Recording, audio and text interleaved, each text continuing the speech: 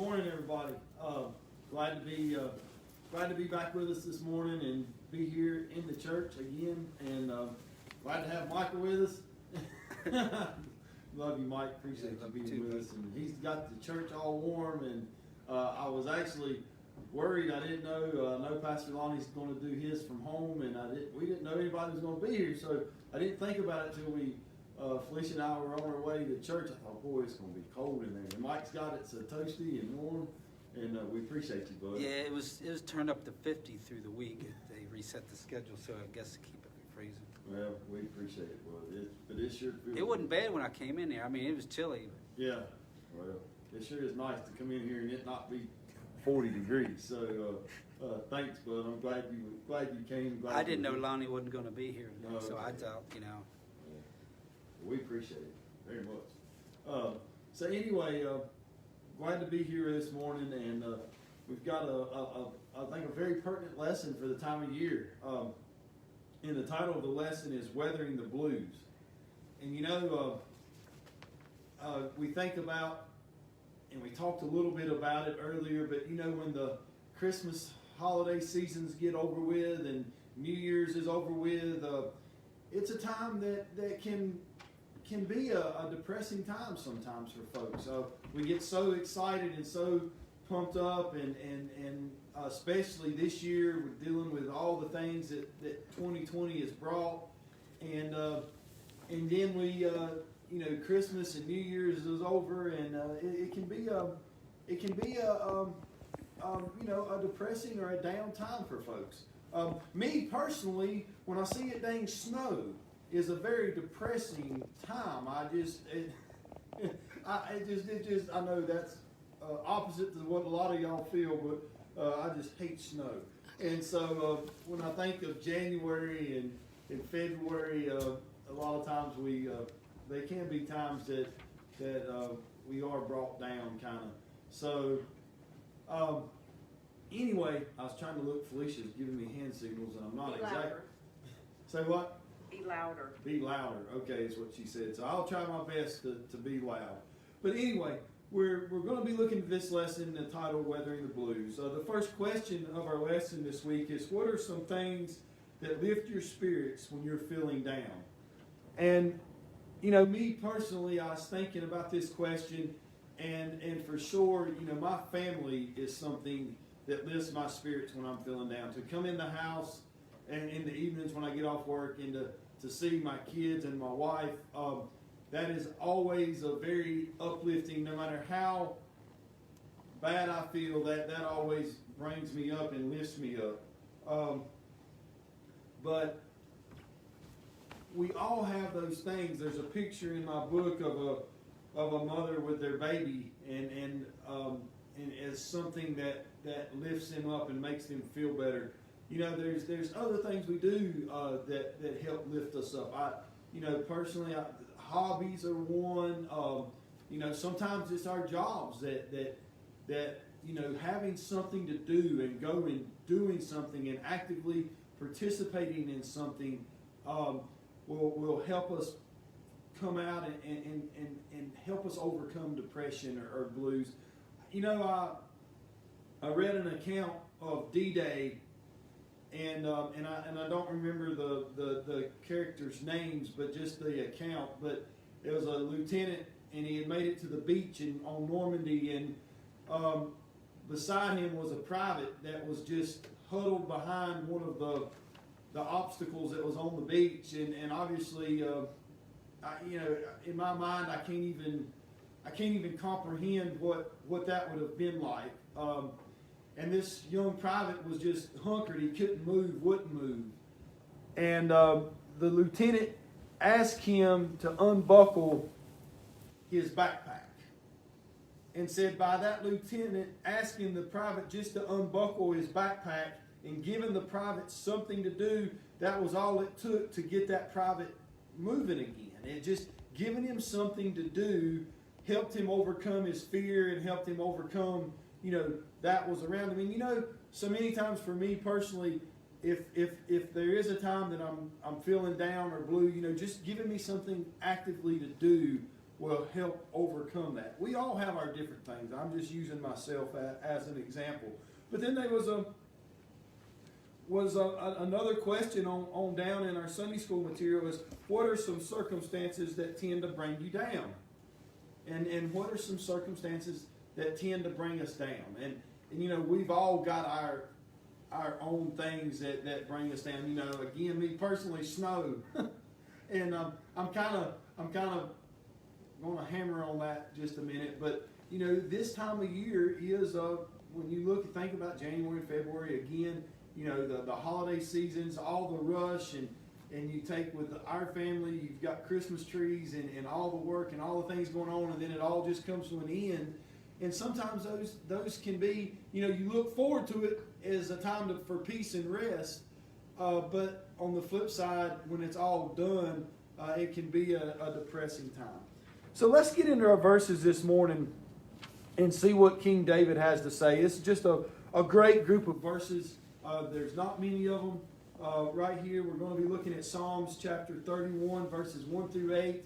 But they can be some great verses to turn to in times when we are feeling depressed. And we're going to be just kind of going through this in other ways to help us as we go through these verses. But Psalms chapter 31, verses 1 through 2. Verse 1 says, "In thee, O Lord, do I put my trust. Let me never be ashamed. Deliver me in thy righteousness. Bow down thine ear to me. Deliver me speedily. Be thou my strong rock, for an house of defense to save me." And we see in verse 1, and the main point that I want to bring out is right in the beginning.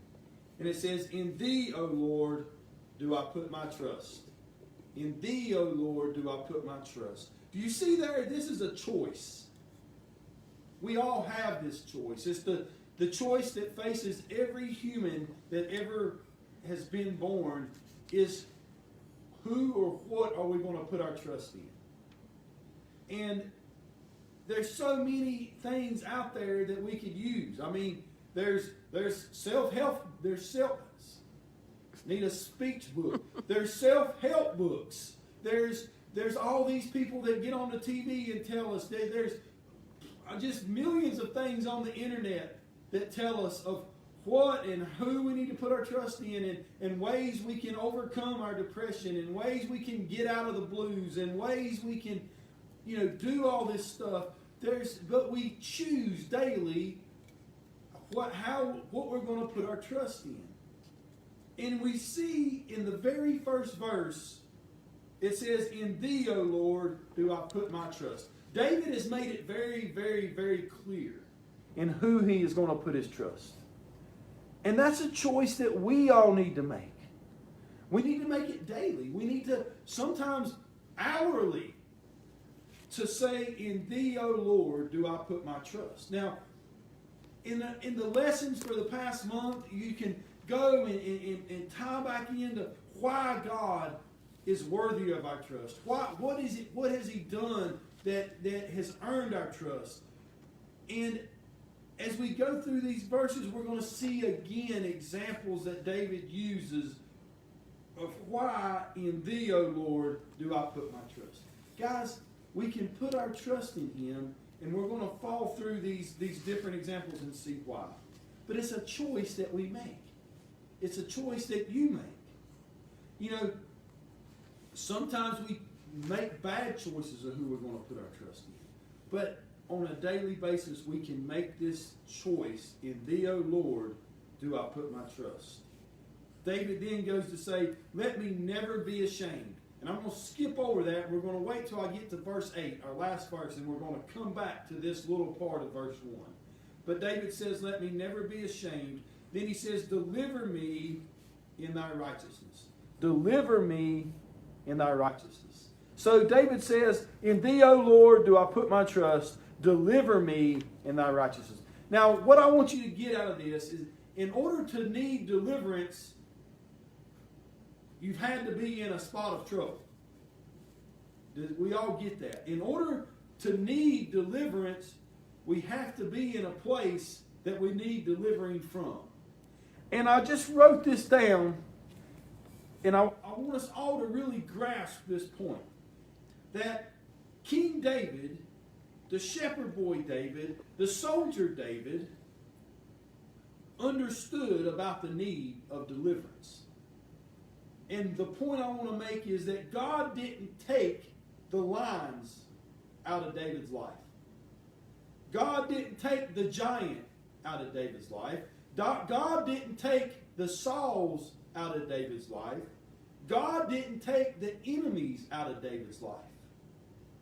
But what God did is He was there for David to deliver him when he was in the midst of those enemies. Do we really get that? God has never promised, there's never been anything said that we will not have to face the problems of our life. Whatever those problems are, those lions, those giants, those enemies, those that seek to hurt us, we've never been promised that those will be taken out of our life. But the promise that we have is that God will deliver us from those. He will be there with us. He will be, as we see in verse 2, it says, "Bow down thy ear to me. Deliver me speedily. Be thou my strong rock, for a house of defense to save me." We see that David says, God, you're going to be my deliverer. And God, I ask you to bow down your ear to me, to hear me when I call you. Then David says, I ask that you deliver me speedily. That although I might have to face that giant, I might have to face that lion, I might have to face that Saul, I might have to face that enemy, I ask, Lord, that you deliver me speedily. I know I'm going to have to face these things, but I ask that you deliver me speedily. So, Lord, I ask that you hear me when I call to you. I ask that you deliver me speedily. I ask, Lord, that you be my strong rock, for a house of defense to save me, to be my refuge. You remember a couple of weeks ago we talked about this idea that David wrote that the Lord is my refuge. The Lord is my strength. And we talked, and I gave this example of a refuge as where we duck hunt out there in Arkansas. And one of the places that we hunt is right beside a wildlife refuge. And so when the ducks are on that refuge, there's not danger there. There's danger all around them. Because if they cross over to where we hunt, they're going to get shot. But as long as they stay on that refuge, they're safe. Because the enemy, me, in that instance, and the boys, we can't go over there. And so they can fly, and there's safety in that refuge. And so David he's crying out to God to be in his strong rock, to be his refuge, his place of utmost safety. But there's nothing ever said that in order to need a refuge, in order to need a strong fortress around you, means that there's enemies, means that there's problems, that these refuges and fortresses are there to take you from, protect you from. And so the point, if we get anything out of these first two verses, number one is, in thee, O Lord, do I put my trust. What choice are we making? Who are we choosing to put our trust in? Okay? David says, and I hope all of us are watching, says, in thee, O Lord, do I put my trust. I choose to put my trust in you. The next point I want to get out of these two verses, again, is that we've never been promised that there won't be enemies, there won't be problems, there won't be lions, giants that we have to encounter in our lives. But we have a God that we have put our trust in that will deliver us from them. I want to hit one more point back in verse 1. Is David says, deliver me in thy righteousness. I can't deliver myself. I can't do it. I don't have the power to deliver myself. I've not lived. There's nothing I've done in my life that's worthy of deliverance.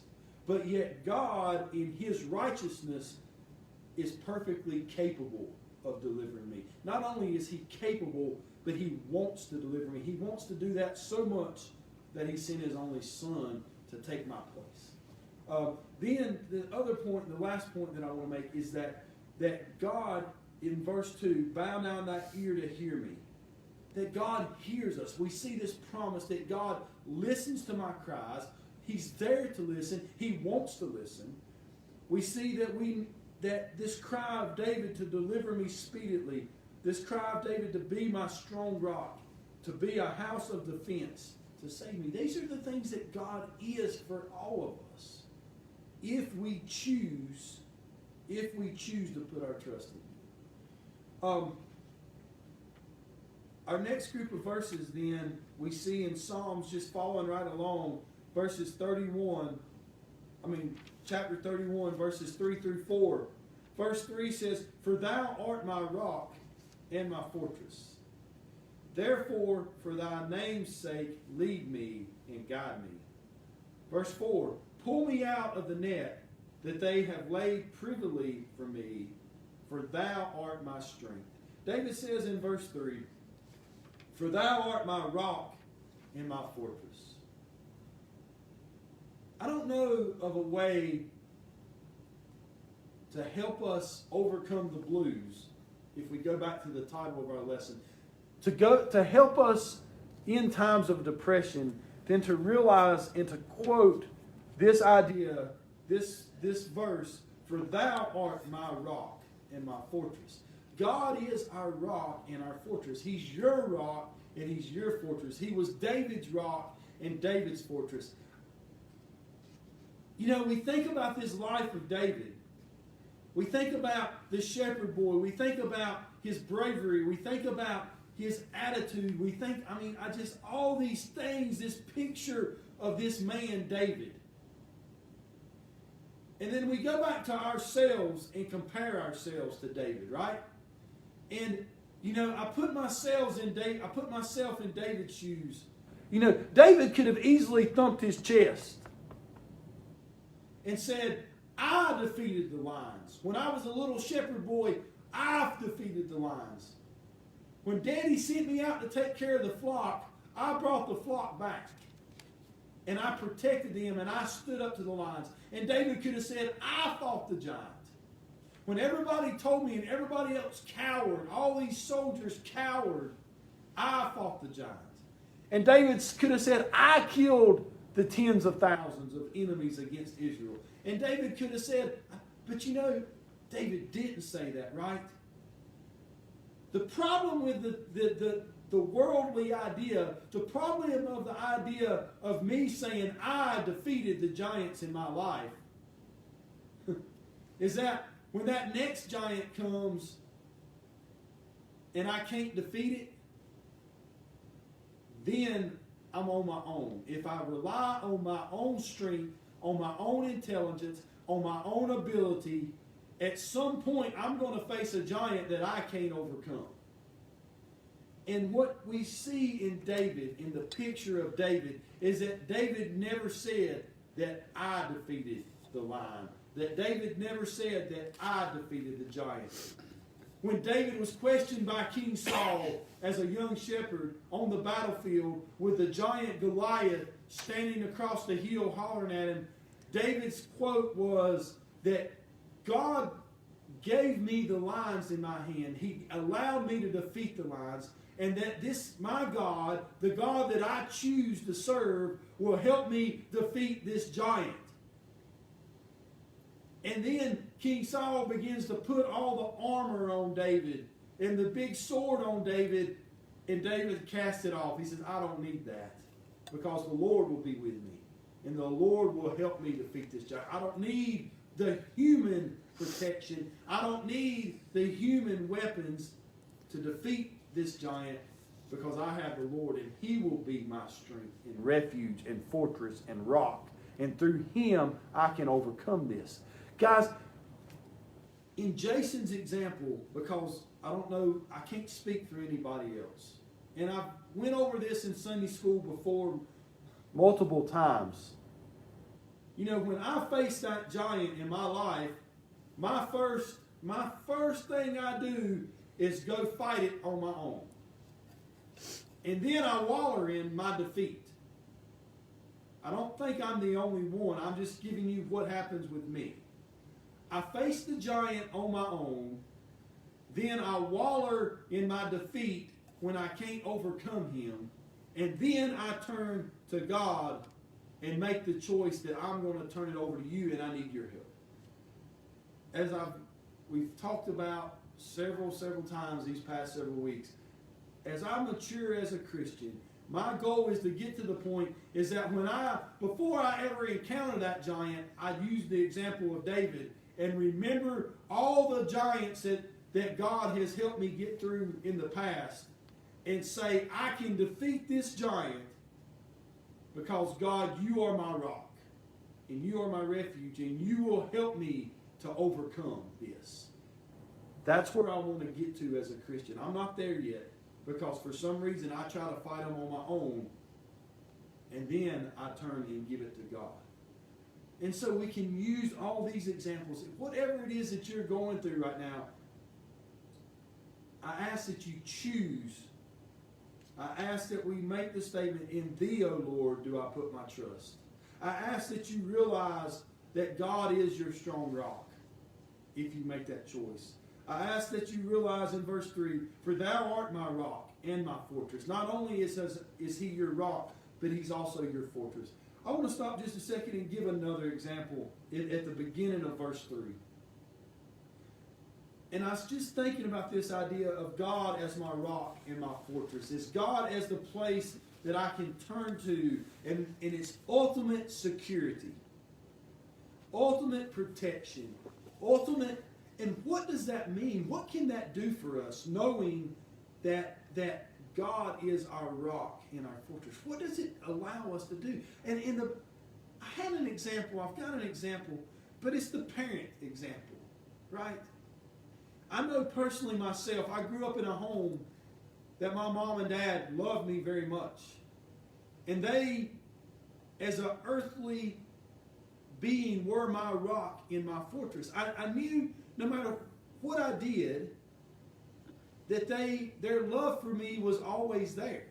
I couldn't do anything to make them not love me anymore. And here on earth, they were my rock and my fortress as a child. And because they were my rock and fortress, it gave me the ability to go out and try things and do things, knowing that if I failed, I still had my rock and my fortress. That was my earthly example of what these verses say. To have a mother and father that were that on earth to me. Some of you never had that growing up. And to some of you, these verses are so, if that's the case, I hope this verse realizes that the picture that I give of an earthly father and mother, that God is that, but so much more. And because he is our rock and our fortress, if we put our trust in him, then it gives us the strength and the ability to go out and to live our lives knowing that sometimes we're going to face enemies, knowing that sometimes we're going to face problems, knowing sometimes everything is going to go backwards, but we always have this rock and fortress in our God. If we choose to put our trust in him, we've always got this rock and fortress to come back to. If we use King David as an example, as we are, I got another historical example, was in George Washington. George Washington ultimately won the Revolutionary War on the defensive. That's a historical fact.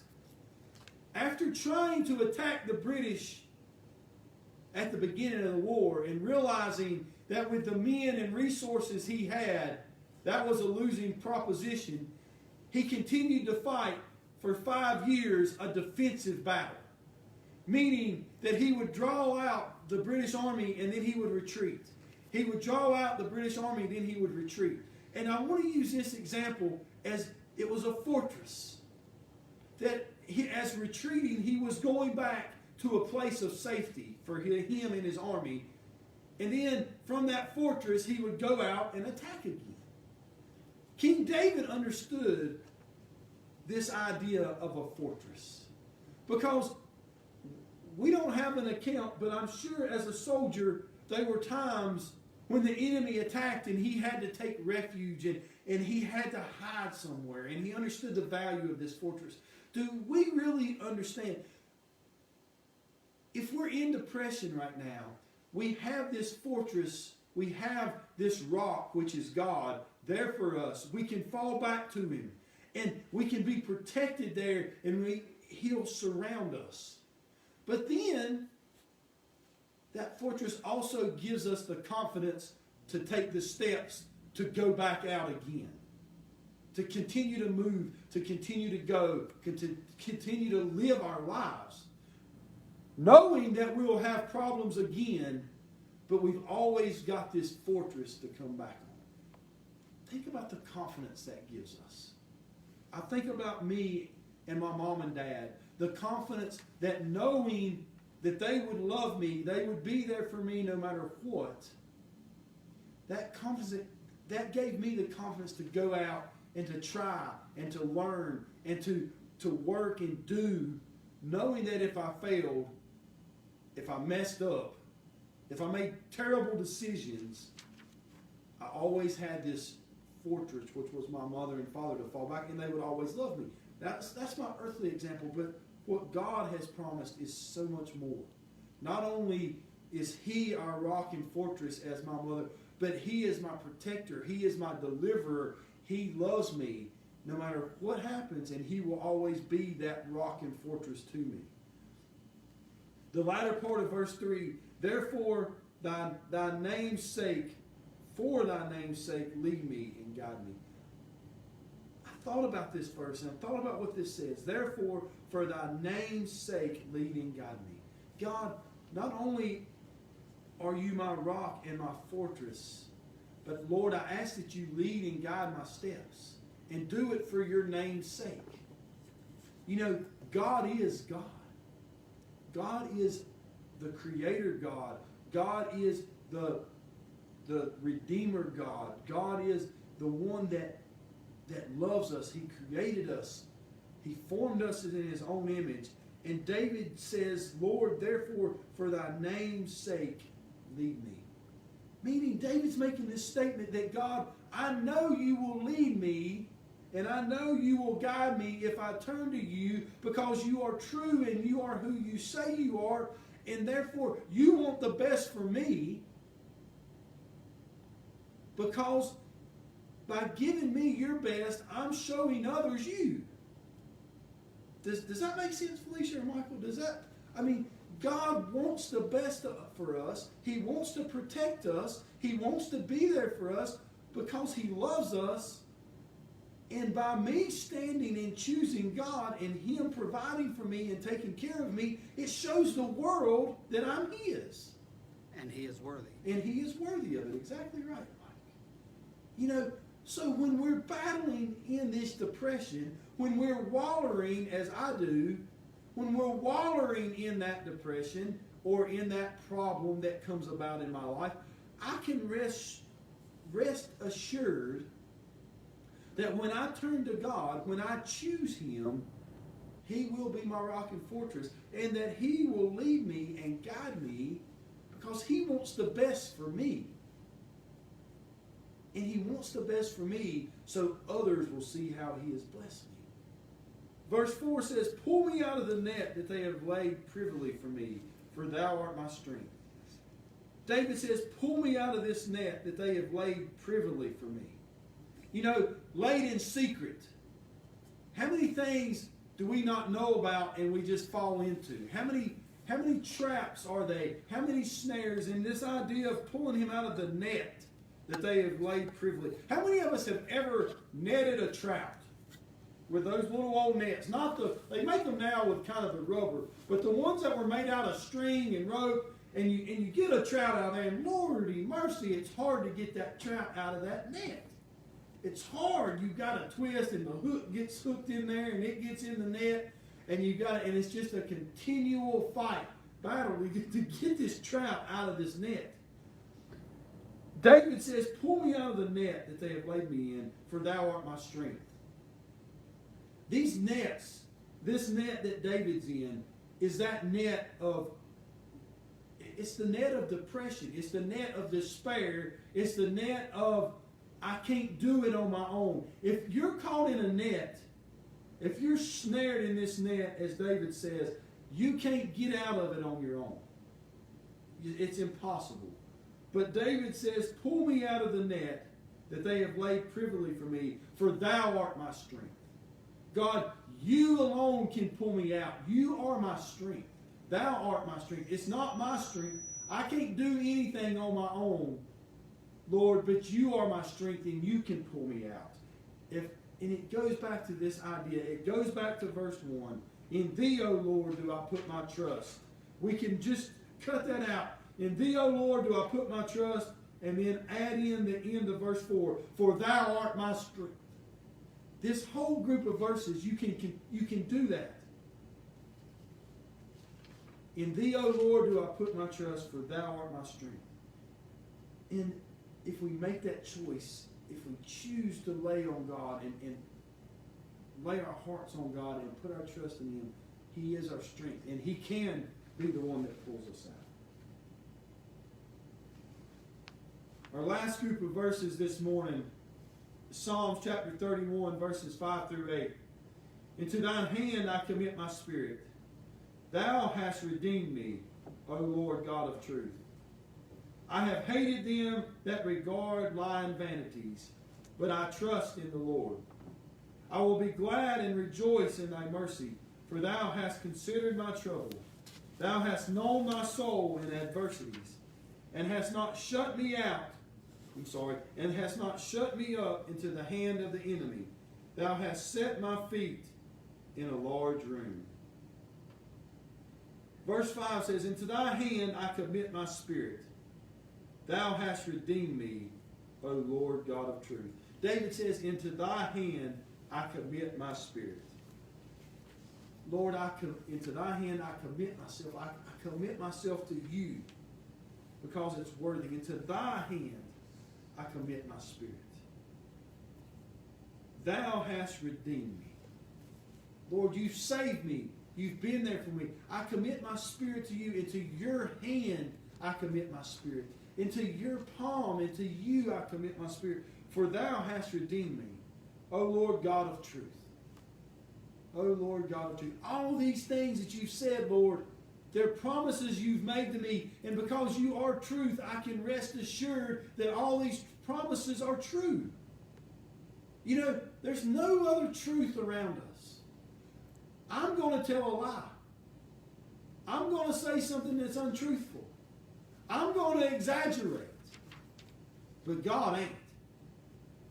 He's never, no promise has God ever made that hasn't been fulfilled. And we have this promise that He is our rock. We have this promise that He is truth. We have this promise, and it's the Creator. If you look around, all these things around us, everything around you, walk outside and look. Look at the skies. Look at the heavens. Look at the dirt. It's all truth. You take a seed and you put it in dirt. Soil, if you use the agronomy term. And that seed with a little bit of moisture is going to germinate. And it's going to sprout out. And it's going to make a plant. And that through that plant, there's sunlight's going to hit that plant once it sprouts out.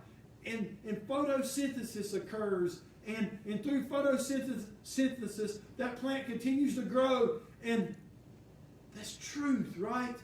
God created that.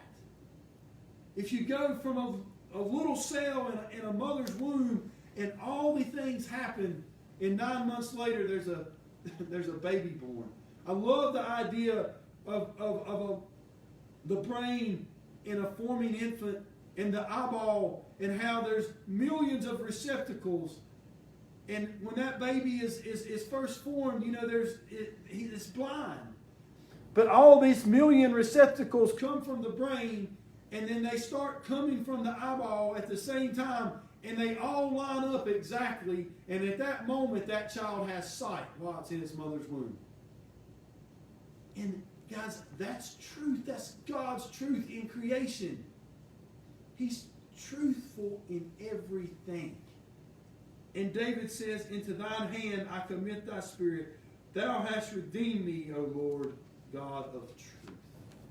We can rest assured that God is who he says he is, and that God says he is our rock, that he is our fortress.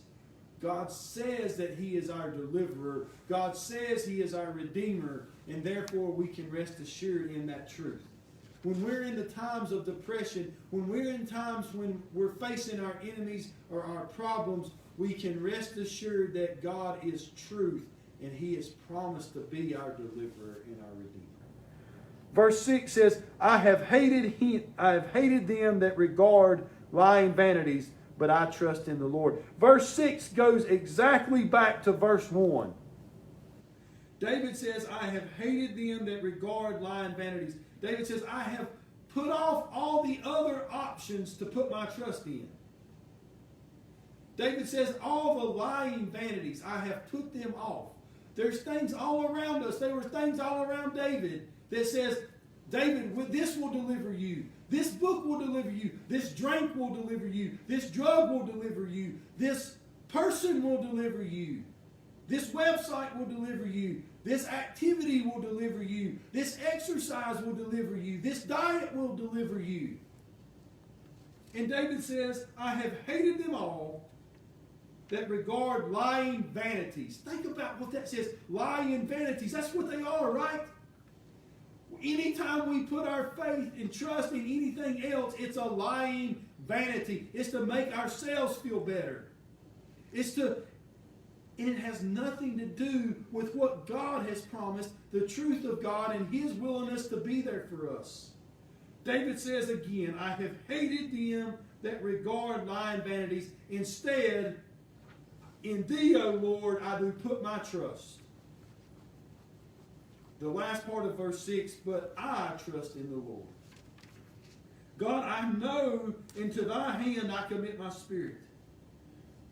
God, I know that thou hast redeemed me. God, I know that you're the God of truth.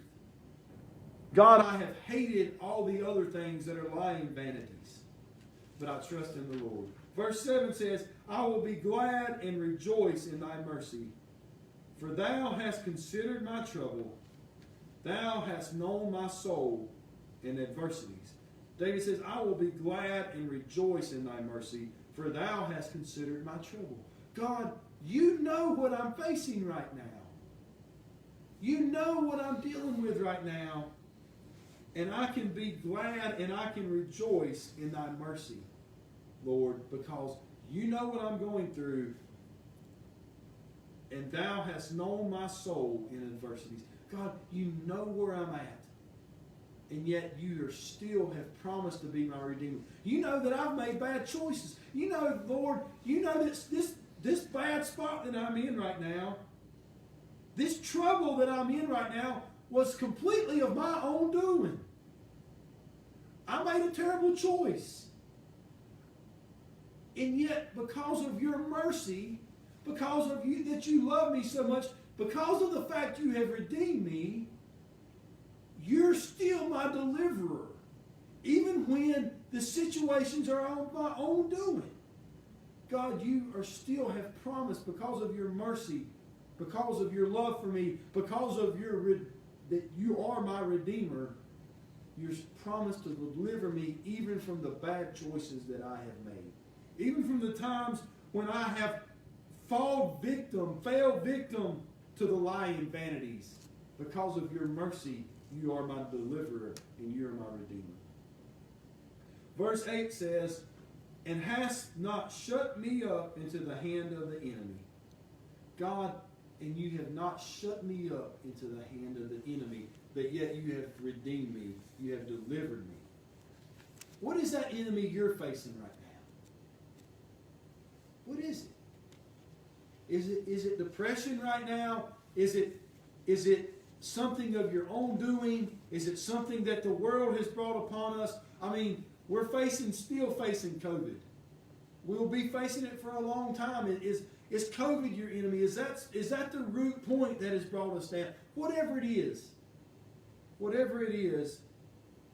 we see the promise in verse 8 And God has not shut me up into the hand of the enemy. He is not going to allow the enemy's hand to close around you if you trust in Him. He has promised to be the deliverer. He's promised to be your deliverer. But then I love this last part of verse 8. And I can't think of a better way to close. I mean, this is the last part of verse 8 is beautiful. And if you remember, I said in verse 1, the middle part of verse 1, we're going to tie these two verses together. The last part of verse 8 says, Thou hast set my feet in a large room. Thou hast set my feet in a large room. I want to, if you will, I want you to picture this. Close your eyes and picture this. God walks you into this huge room of thousands of people. And He walks in there beside you. And God says, Jason is mine. Think about that. Think about everywhere we go. Think about this image of God walking us into this large, huge room. And we feel like we're so unworthy. We feel like we failed. We're so depressed. We're so down. We're so whatever. We're wallowing in it. And God walks us into that room. And He puts His arm around us. And He sets my feet in the presence of that large room. And He says, Jason is mine. Jason is mine. The image gives me goosebumps. It doesn't matter what we've done. It doesn't matter how low we fell. It doesn't matter. Because He is merciful. He is our Redeemer. And He walks us in amongst that place. That place that could bring us embarrassment. That place that the world looks down on us. But God walks in there with His arm around us. And He says, Jason is mine. And everybody knows that this God, this fortress, this rock has proclaimed that Jason is mine. This God, this rock, this fortress has proclaimed that you're His. He walks us in. Thou hast set my feet in a large room. He's set us up. He's lifted us for everyone to see that you're His. Let's go back to verse 1. It says, Let me never be ashamed. Let me never be ashamed. I never have to be ashamed because God is going to walk me into that room and set my feet in a large room. Guys, I can't think of a more beautiful way to conclude our lesson this morning than with that picture. God is going to walk us in to a large room and set our feet. He is our rock and our fortress. And because He's our rock and our fortress, we can have the confidence to go and make the next step, and make the next step, and make the next step. Felicia always, the beautiful illustration she gives is, God promises to be the lamp upon our feet. So many times we don't realize that back in those days, that lamp only showed your next step. It wasn't a flashlight. It wasn't a mag light that showed 100 feet in front of me. That lamp only showed your next step. And that's what God does. And because He's our rock and our fortress, it gives us the confidence to make that next step and to make that next step. Because we can trust in Him. We can trust in Him, and that no matter what, He's going to stand before this large room, put His arms around you, and proclaim that you're His. Guys, as we conclude this morning, the Living It Out says to worship. Trust is expressed as you worship because it keeps you focused on Christ. Trust is expressed as you worship because it keeps you focused on Christ. Make the decision to actively engage in worship, both with your church and in your private devotional life. Make the decision to worship God. If we're focusing on worshiping on God, who are we not focusing on anymore?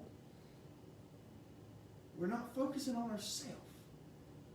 We're focusing on God. We focus on Him because we can trust Him. The next point is to study. Identify Bible verses that teach what God says about the issue of depression and sadness in our lives so that you can share them with others. This lesson, I think, is a wonderful lesson that the verses that we've gone over. Be willing to share it with others because there's others all around us that are fighting depression. It may not be you, but there may be some around you. Be willing to share what these verses say to them. And then the last point of living it out is to seek help. Do a serious personal evaluation about what causes depression in your life. Admit that it is real and that it is serious. It might be time to talk with a close friend, pastor, or counselor about it. If you're facing something, realize you don't have to do it on your own. Obviously, we've got God, our rock, to turn to. But there's people, there's pastors, there's counselors around you that are willing to listen if you'll just let them know. And so that's our living it out this week. And guys, as I conclude, I pray that we realize that He is our fortress. And He is a place to turn to if we make the choice to do it. Thank y'all very much. One final point before I close, guys. Please do something for me. Felicia taught a lesson Wednesday night. I don't know how many of you watched it. The sound, I could barely hear it. I had to put my earphones on and the volume turned all the way up. But it was on the Beatitudes and it's on the Sermon on the Mount. I personally have never heard a better teaching than that was on Wednesday night. And she's doing it for 9 or 10 more nights on the Beatitudes and on the Sermon on the Mount. Please, I encourage you all to tune in on Wednesday night. We're going to try to fix the sound part, but you need to listen to last Wednesday night's lesson. Jesus came and changed the world when He stood on that mountain and He gave His disciples those Beatitudes. It flipped the world upside down. It changed the way men think and women think. And sometimes as Christians, we don't grasp completely what all He meant in those verses. Felicia's started an outline, started this teaching that I listened Wednesday night, and it's absolutely incredible. Please tune in. Please go back and listen to Wednesday. Get you some headphones and put them on and turn it up all real loud and you can hear it. But I encourage us all to follow and listen the next 9 or 10 Wednesday nights and listen to that because it's truly amazing. Thank you very much. Look forward. Please tune in to see Pastor Lonnie. He'll be videoing from home today. Continue to lift him up in our thoughts and prayers with his healing, and that he'll continue to get stronger. And guys, just look forward to the time that we can all be back in here and do our Sunday school together and hear Pastor Lonnie. Love you all. See you next week.